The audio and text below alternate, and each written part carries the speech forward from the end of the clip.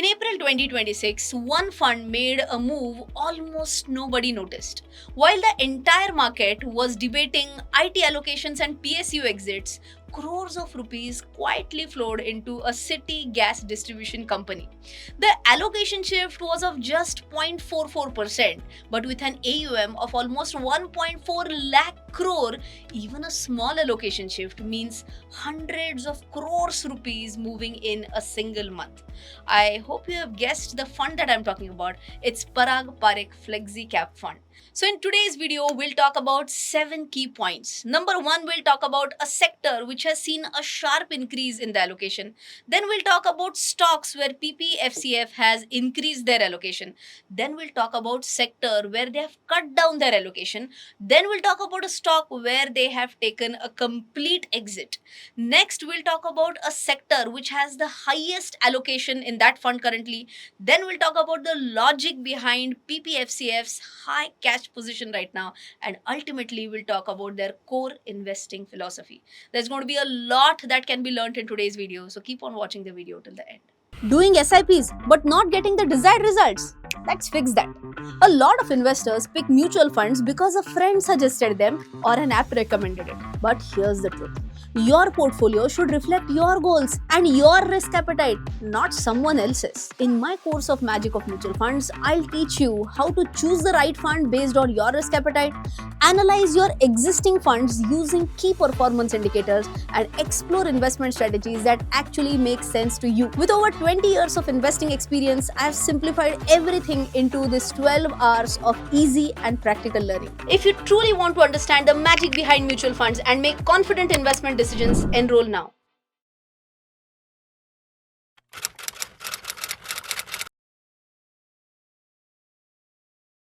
Now, let's quickly talk about a sector which has seen a pretty much big jump in the allocation, and also we'll talk about a stock which has seen a fresh big addition. Now, sector is nothing but the IT sector, where the allocation rose from 7.99% in March to 9.25% in April. That's a 126 basis points jump in a single month. Now, what have they bought? TCS, their portfolio weight rose from 2.27% to 2.79%. Infosys portfolio weightage rose from 2.61% to 3.03%, and for HCL Tech it moved from 3.11% to 3.43%.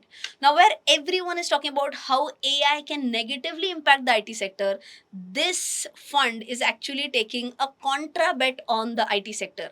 Maybe they are of the opinion that yes, AI will impact IT sector, but maybe it could be short lived. Maybe it could be for a short term or maybe a medium term, and then ultimately they might believe that things may start getting better for the IT space, and this is where they are trying to do value buying. Okay, so this is about the sector, which is IT sector. Now, moving on to one of the biggest bets of April 2026 for this fund, which is about a specific stock, and that stock is IGL, or Indraprastha Gas Limited. Now, this emerged as the largest fresh addition by this fund, where they bought 3.73 crore shares of this company. Now, when you or me buy stocks, we'll buy 10 stocks, 100 stocks, but they have bought how much? 3.73 crore stocks, shares. Now, this drove the gas sector allocation from near negligible, which was 0.01%, to 0.45% in April. Now, those who believe that this came out of nowhere, that's not true. They had initiated a small position in IGL as well as Mahanagar Gas back in the month of February. So I feel that the logic behind this is again very simple and straightforward. Everyone knows about the geopolitical tensions. Everyone knows about the Strait of Hormuz blockade and everything, right? So, as there is a shortage of supply of crude oil, so is there a shortage of supply with natural gas, right? So, if I'm talking about domestic household consumption, what is generally used? It is LPG, correct? But instead of LPG, what could be an alternative for that? That is piped natural gas, or PNG, and that is what is exactly supplied by IGL and MGL, okay, or Mahanagar Gas Oil. So I hope the thesis behind the investment, the logic behind the investment is also clear. In the next section, we'll talk about which sector have they cut down their positions in and which stock have they completely exited.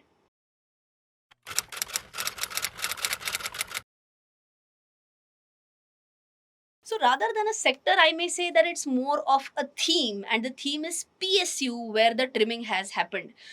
Among the PSU space, two names come up. One is Coal India, where the allocation fell from 6.11% to 5.95%. And the second one is Power Grid Corporation, where the allocation fell from 7.16% to 6.99%.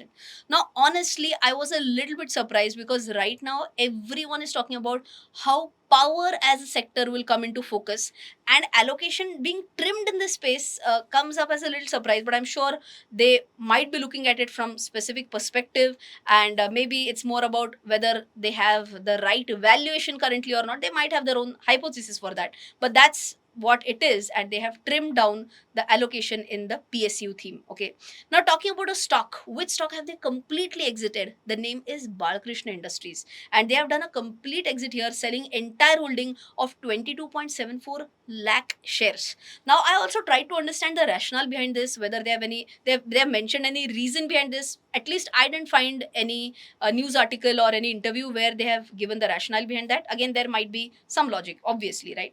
But with this exit, their total Indian equity portfolio in this fund has dropped from 33 stocks to 32 stocks in the month of April. Now, this again tells us a classic behavior of PPFCF. What is that? It's a concentrated portfolio that they believe in. It's a high conviction approach that they have. Why am I saying concentrated? Because 32 stocks, I must say it's only 32 stocks. It is concentrated portfolio because the AUM number I told you was 1.4 lakh crores, right? So with that and only 32 stocks, that's high conviction, that's high concentration. And here we have retail individual investors who have high conviction in 100 stocks.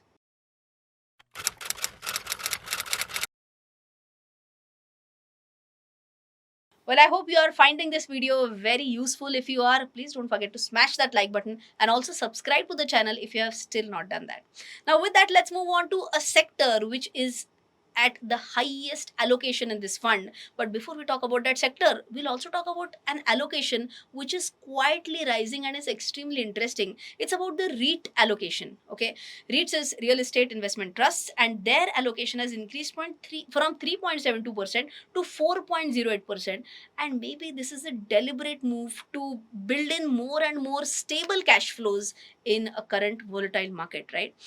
In addition to this, also their international exposure is also increasing, not because of the actual fund outflows, because everyone knows, again, fresh investments have been restricted since February 2022, since we have hit the overseas investment limit. But then why has the overall percentage moved? Just to give you some numbers, international equity allocation or the international equity exposure has rose from 10.59% in March to 11.82% in April, which was driven strongly by what? Performance of Alphabet, that is Google, and Microsoft. So this change from 10.59% to 11.82% is not because of fresh funds flowing out, but it's because of these shares which have given a nice run up. Okay. Now, with this interesting allocations, now let's move on to largest sectoral allocation. And again, it's an interesting one, which is banking. Now, as of April 2026, banks accounted for 19.88% of the total portfolio allocation. And it is like pretty much a dominant domestic sector by a wide margin in this fund. Now, what are they buying and how much is the weightage in their overall portfolio? HDFC Bank is the largest holding in the entire fund. So it's not like highest in banking space, is the highest weightage in the entire fund, which is HDFC, and it stands at a weightage of 7.94%. Again, I feel this is a classic PPFCF style, which is a contrarian pick. When HDFC Bank was not doing well, that is where, again, same thought process, they might have believed that, okay, it may perform a little bit on a lower side, maybe in a short term or maybe somewhere in the medium term, but ultimately it will rise. So maybe, again, a contrarian pick, but still has been underperforming for the last 2 to 3 years as compared to its peers. Second one, let me talk about ICICI Bank, which is at 4.92%, and it has the fifth largest position that has been added to in April. Kotak Mahindra Bank and Axis Bank stand at 4.03% and 2.99% respectively. So overall, I believe that whatever overweight they have in banking, that's not like a passive outcome. It looks like a deliberate weightage given to this sector, and it's more of a value driven weightage that has been given in this sector. And in fact, when I keep on talking to a lot of experts in this industry, many of them are of the opinion that if India's economy were to grow, then the backbone has to be very strong, and the backbone is the banking sector. So if banking sector performs well, ideally our entire economy also can grow at a good pace.